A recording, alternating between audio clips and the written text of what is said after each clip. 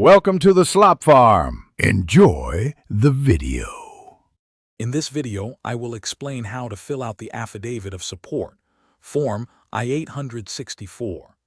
This crucial document establishes a sponsor's financial responsibility for an intending immigrant. We'll cover its purpose, who needs to file it, and the legal obligations involved. Understanding this form is vital for a successful immigration application, ensuring the sponsored individual will not become a public charge in the United States. Let's get started with the basics.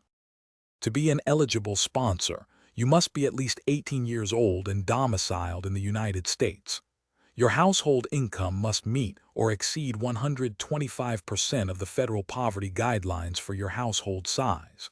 For active duty military personnel sponsoring a spouse or child, this threshold is 100%. You can include income from employment, self-employment, and certain assets like bank accounts or real estate to meet these requirements. Gathering the right documents is key. You'll need your most recent federal income tax returns, W-2 forms, and any relevant employment letters. When filling out the form, pay close attention to each section, providing accurate and complete information.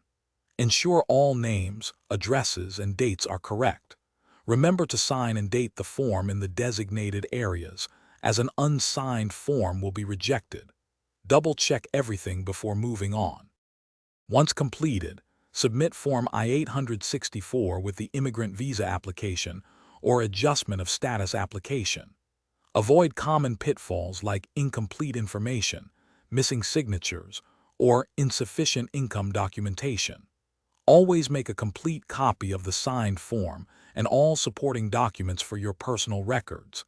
This ensures you have a reference and can resubmit if necessary. Following these steps will help ensure a smooth process. Thanks for watching. Consider subscribing if we helped you today.